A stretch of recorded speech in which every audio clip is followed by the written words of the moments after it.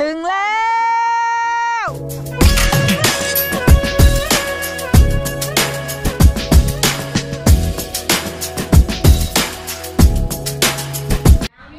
เมื่อไหร่ก็แทงวันนั่นในคณะเหมือนกับว่าเขานอนกันในนั่นเหมือนได้เขาเตะคืนกว่าภูเรือในคณะมีรถมาหาเราค่ะรถเหมือนรถกระบะนี่แต่มีหลังคานะได้นั่งรถทัวร์ใหญ่ขึ้นนะแต่มี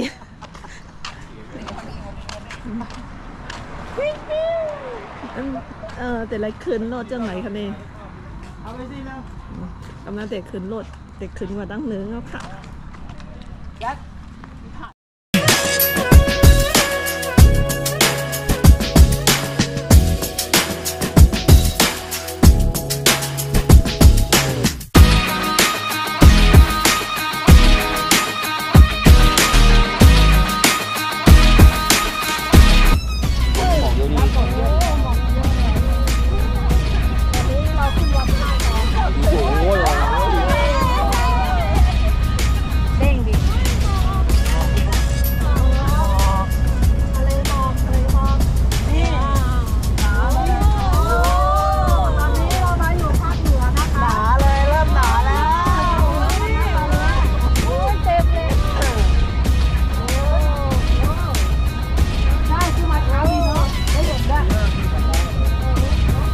ได้หมอก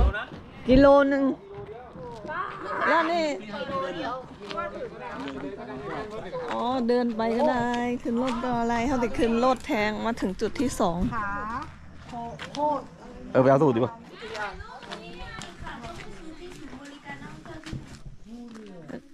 อันนี้เดินไปก็ได้นะแต่เดินไม่ไหวต้องขึ้นรถผาโพนน้อยใช่แล้วก็มานั่งรถอีกต่อนึงหูอื้อหูอื้ออยู่แล้วอุ้ยเราขอกลุ่มอย่างนี้สักกลุ่มได้ไหม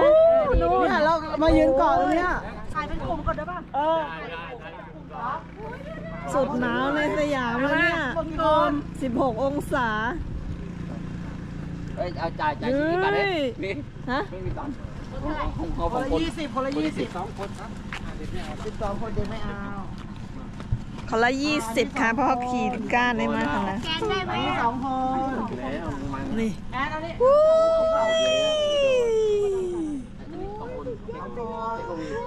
เนี่ยจ่ายเป็นถ่ายเป็นกลุ่มวิ่งก่อนที่เดียวโอ้ยก็เพราะว่ามัดเจ้าเห็นได้หมอกเต็มเลยอ่ะดูดิหมักกุมมาทั้งในอะวะมาไกลติหันลอยอิดแห่จะเหลียวหมักกุมผมไปหมดละ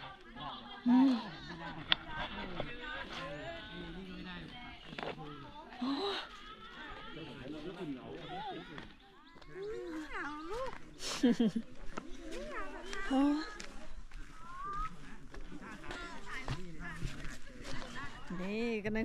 จุดชมวิวทะเลหมอกเขามาอยู่ระวังลื่นเขามาอยู่ที่สูงเฮียมุงตัวลงกว่านะแต่หันหมักกุมเลยโอ้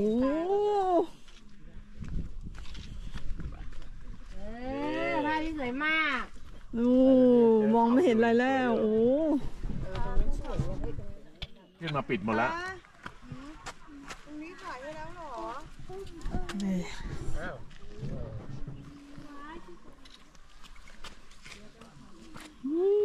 หมักกุมหลายๆเต็มหมดเลย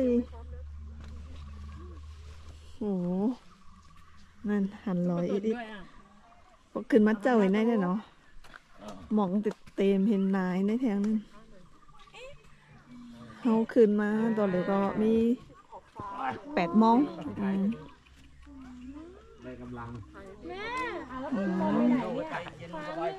สวย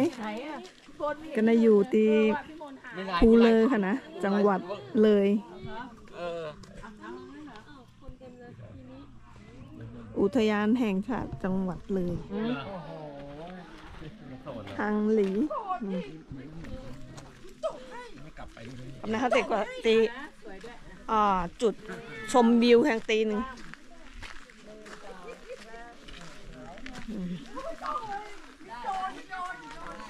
ว้าสวยตั้งห่างดีในร้านบำถูกอ่ะเฮ้ย ไอ้คุ้มมาเนี่ยคุ้มไหม สวยนี่อันนี้ก็จะเป็นศาลาจุดชมวิวแทงตีนึงค่ะนะ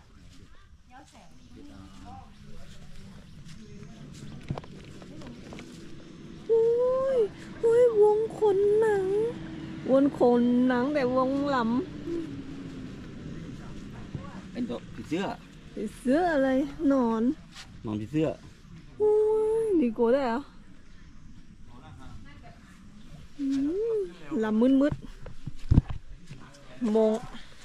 มงคนไอ้ดังเหนือนี่ก็ติดเป็นต้นแปลกหลายๆ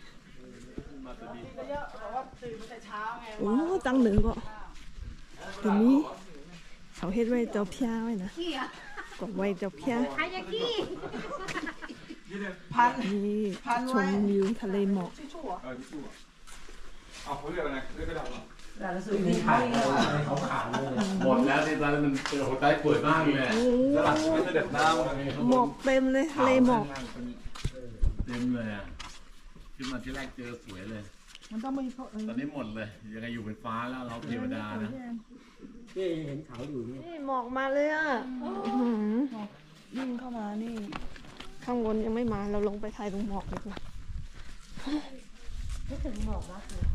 หมอกกลุ่มมันปิวมาจนเห็นได้หรอโอ้ยต้องตัวอย่าตาเปล่านะเพราะตัวตาเปล่าเลยไม่เห็นแบบถ่ายหมอกอยู่เหมือนหน้าหนาวเลยเพราะตัวตาเปล่าเลยนั่นหมอกกลุ่มเพราะเพิกไม่อุ้มไว้นี่นะเพราะตัวในกองนั่นได้มันเพราะหันเอียง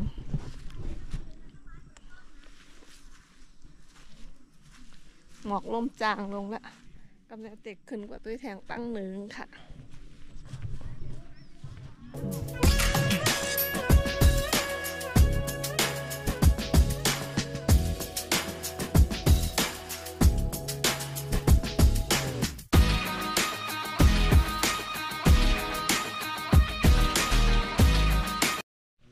อันนี้ก็จะเป็นสันร้อยแล้วค่ะนะเนื้อร้อยสุดแล้วค่ะนี่แต่มีป้ายไว้ยอดภูเรือค่ะถึงยอดนะคะ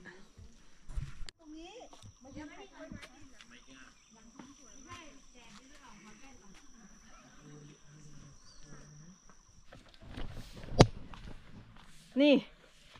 เขาก็ไปก่อนเลยกันก็มั่วไปมากับเขาก่อนในป่างที่ก็ว่าอ๋อกำลงเขาให้ไปลงแล้วผมพูดนะไปลงว่าชมวิวไงไปลงกว่าตึกกว่าถึงอันตีจุดที่สองนั่นอันตีเขาอันตีเขามาเปลี่ยนกานั่นเพราะเขาขึ้นกามาไหนก่อนนึงก็20 บาทค่ะเนาะมือกำลงแต่ชมวิวเห็นก็ไปลุกว่าโอ้กูก็รู้ในป่านี่หมอกนั่นดูเป็นหมอกละลายหมอกว่ากีหมดเหรอพี่แจ๊กลงในป่าพี่แจ๊ก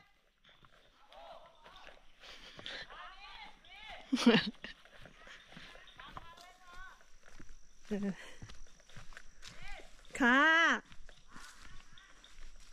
นี่ต้นแปลกละลายหาเห็บจองแต่มีเห็บมุ่งเนาะเจ้าในเป็นอุทยานในตั้งในเบิ่นปันเก็บเห็บเบิ่นปันมาหาเห็บนะโอ้ยนี่ก็ต้นอย่างก็มุเหมือนต้นหมักมันไว้นี่แต่ไม่ลุกเจ้าในก็ต้นแปลกหลายๆกำลงแต่ไปลงค่ะนะเมื่อคืนได้ขี่กามา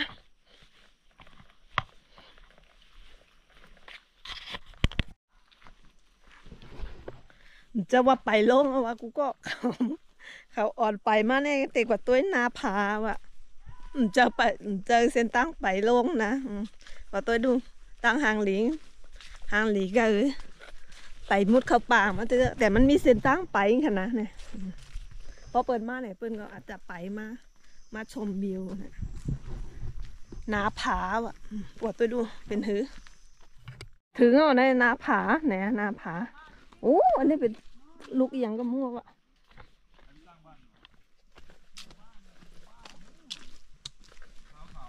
โอ้เนี่ยจุดชมวิวหน้าผาเนี่ยหน้าผาไหนอ่ะไหนอ่ะมาดูย่า มาดูย่า มาดูย่า อ้าวไหนหน้าผา นี่ไง ฝั่งนู้นไง อ้าว ผาย่าไผ่เนี่ยเอาทางนู้นนะผาลอยทางนู้นนะโอ้นู่นบ้านคนโอ้อันนั้นเป็นบ้านคนไม่ได้ยินอะไรขอรางวัลใหญ่ๆเลยเด้อเขาได้ยินไหมเนี่ยเขาได้ยินไหมเนี่ย มันไม่กว่าเดี๋ยวที่สองก็ได้ นับ ถึงแล้วเดินหามาเมื่อหายาไผ่ผายาไผ่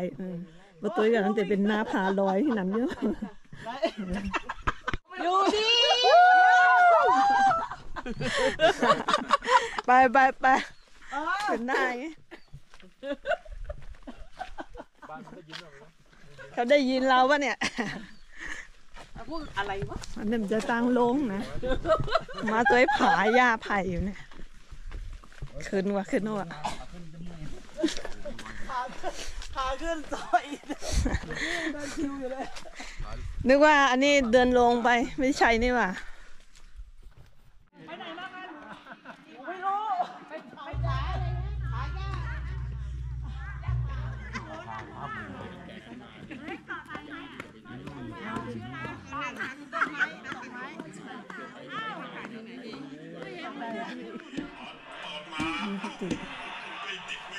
มันเป็นที่15อันนี้15มันเป็น14เป็น15